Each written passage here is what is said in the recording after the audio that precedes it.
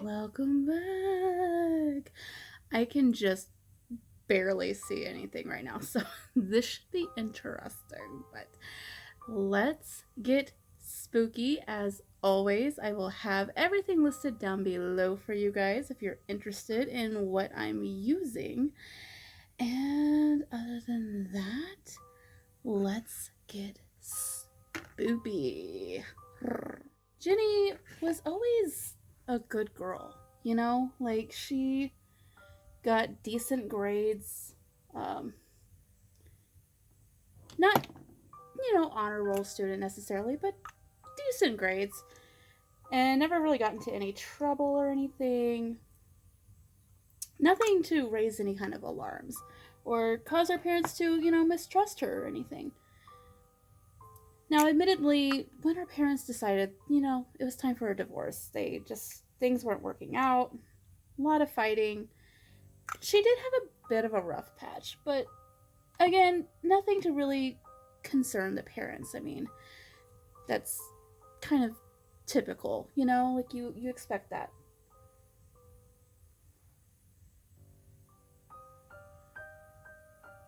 When she and her mom had to go move out, and her mom, had a job, but not a great job. Her dad was the main breadwinner. So, housing wasn't exactly palatial, shall we say. She found a cheap place, and it was okay for what they needed. And that was really all she cared about. That is until her tiny little daughter comes screaming in her room in the middle of the night saying there was a man in her room. So, of course, she investigates. All the doors are locked. All the windows are shut. No sign of any man in the room at all. And she was like, okay, you have to be imagining things. You were dreaming. It's fine. Just go back to bed. It'll be okay. And the next morning, she asked her again about the man in the room. And her daughter said, well, I couldn't, see him. He was just a shadow. He was a shadow man. I can't really describe him to you or anything. Which just further confirmed to her mom that she'd been dreaming, or, maybe she had woken up, but just, shadows from the moon coming in the window looked like a man in the room or something. Like there was a logical explanation here. And this happened a few more times since they moved in, but she sort of, just explained it away each time because, I mean, there was no way that there was a man in her room. She locked the windows, made sure they were locked, made sure the doors were locked, put an extra lock on the door just to be safe, and knew that there was absolutely no way that a man was coming into their house. There was no way. And she explained that to her daughter, but Jenny wasn't buying it. Jenny knew what she saw. There was a man that kept visiting her room. Now, eventually, Jenny's mom kind of got tired of hearing about this man in Jenny's room because there was just absolutely no way that could be happening. And she just kind of chalked it up to, the divorce had been rough on her and she was acting out for attention with the move and everything. That had to be it. That had to be what was going on there, right? No other possible explanation for why there would be a shadow man in her room every night. So Jenny's mom kind of forgot about it, and Jenny just stopped talking about it because obviously no one was listening. Well, once Jenny hit puberty, Shadow Man got a little more violent in his visits. He started demanding that she, let him in. She didn't know what that meant. What do you mean, let you in? And he kept saying, let me in, let me in. Well, the longer that she wouldn't let him in, the more angry he would get. Sometimes she would see glowing red eyes in her closet and hear growling. And of course, she couldn't tell her mom because her mom didn't believe that there was a man in her closet.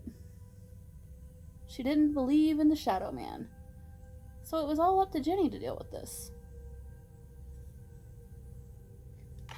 So finally, one night, Shadow Man appeared again, and again started demanding that she let him in. She was at a loss for what to do, so finally she said, okay, fine, whatever, come in. Big mistake. Immediately, she felt like this sinking pressure coming over her, like she was being squozed into a container that was too small or something. She couldn't really explain how she felt. And then she felt really dizzy and nauseous. But then she started to feel light, like she was floating. And then the weirdest thing happened. It was like she actually was floating. Like she was above her bed, looking down on her body that was twisting and contorting in all these insane ways that she'd never been able to do in her own life. But there was her body, twisted up like a human pretzel down below her. But she couldn't feel any of it.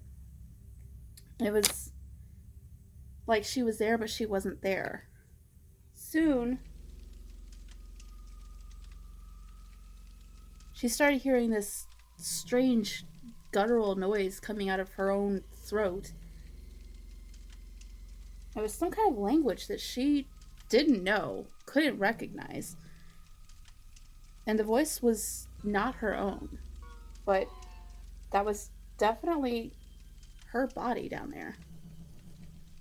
She didn't know what to do. Like, how did she get back into her body? Well, finally, she heard her own voice, but it was like inside of her head screaming, that's enough, let me back in. Let me back in my body. Let me back in.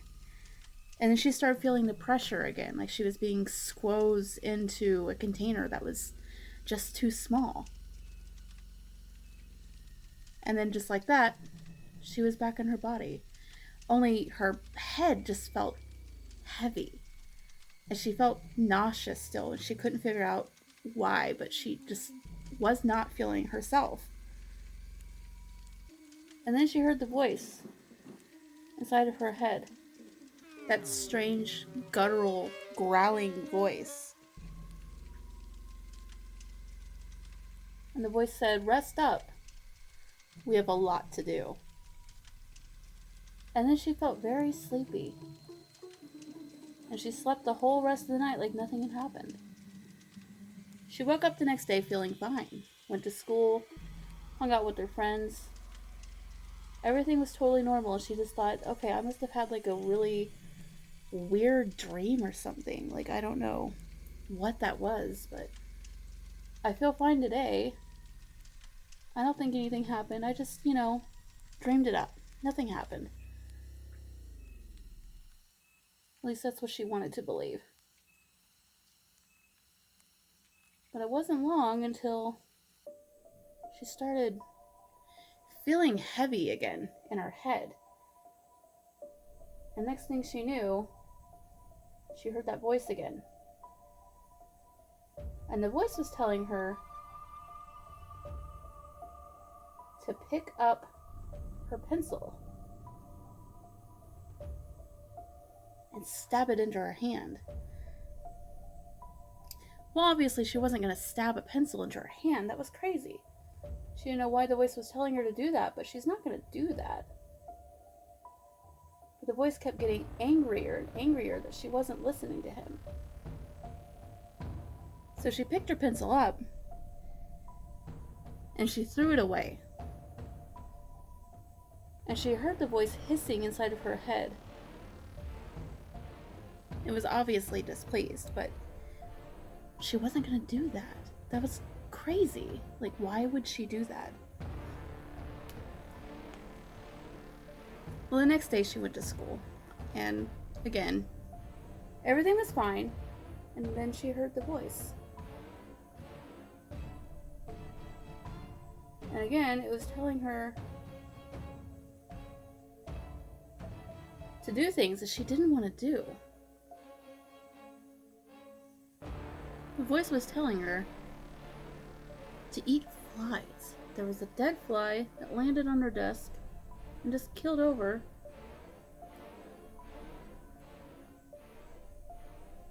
And the voice was just talking and talking about, oh, you should eat that fly.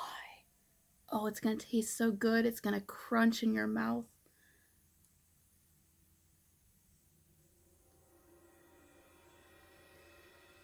She didn't want to eat the fly, but the more the voice talked about it, the more she's like, that would taste good. I should eat it. I should eat the fly. And the voice in her head was like, yes, yes, do it. Eat the fly. Oh, it's going to taste so good. It's going to crunch so good. You're going to love it.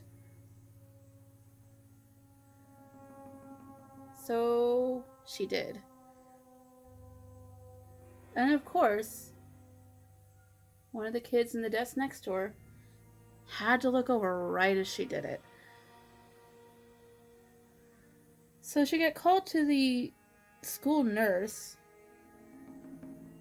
because obviously something had to be wrong with her, that she was eating flies, right? Who eats flies? That's not normal.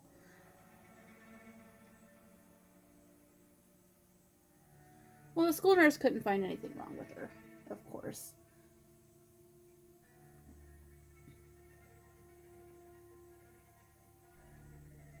Just kind of sent her on her way, because what else is she supposed to do? She's not a nutritionist. So they called the girl's mom, and the girl's mom was like, honey, you know, what made you want to do that? I don't understand.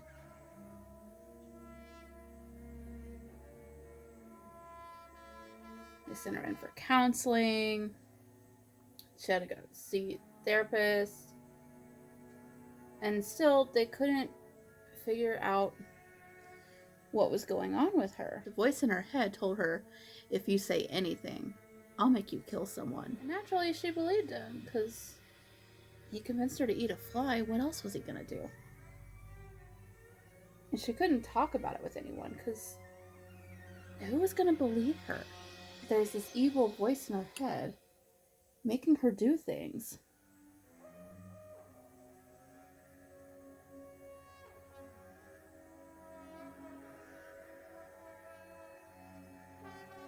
So she went to school the next day, and the voice said, I want you to pick up that pencil, and I want you to stab it into your hand. And she didn't want to do that, but the voice said, yeah, do it, do it. Oh, it's going to feel so good when that pencil goes in. It's going to feel great. You're going to love it.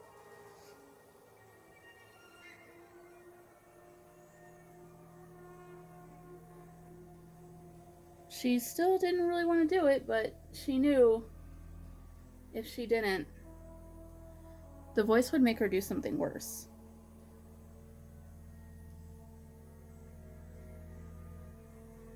So she picked up her pencil, and she looked right at the teacher and said, I'm so sorry, but I have to do this. And stabbed it right into her hand. Well, of course she got sent to the principal's office. I mean,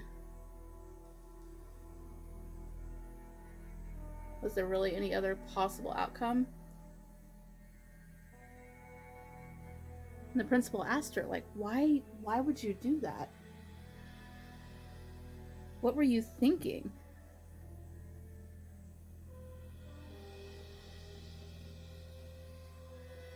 And Jenny said, well, I had to.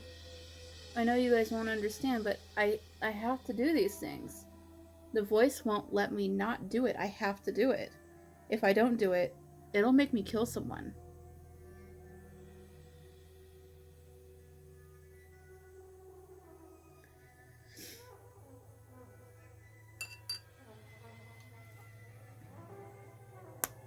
Well, they took her to a psychiatrist, and the psychiatrist couldn't figure out what was going on with her.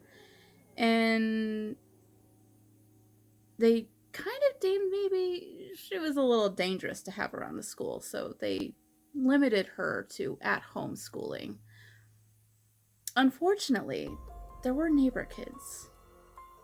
And one day, the neighbor kids were out playing and laughing and having fun, and the voice took over her head and said, "Go play with the neighbor kids." And she thought, well, that's too normal of a request. What are you up to? Just go play with the neighbor kids. Go on. Go outside. Play with them. She didn't want to go outside and play with the neighbor kids. She knew it was going to do something awful. Next thing she knew, she felt her head getting heavy again. And it was like someone else took over her body. She could feel it walking without her. She went over to the neighborhood kids' yard and said, "Do you guys want to play? Can I play with you?" And of course the kids said yes. One of them was jumping rope. She felt herself getting lighter and lighter until she was floating above her body. And she watched her body grab that rope. And she watched herself twist that rope around the smallest child's neck until blood started coming out. Laughing the entire time. And then she felt heavy again, and then she was in her body. By then the cops were there. They took her away. She still hears the voice sometimes, but they quickly learned to keep her in solitary confinement. And that was that. I hope you guys enjoyed that. I hope you enjoyed this spooky little look. And I will see you in the next one. Love you, boy.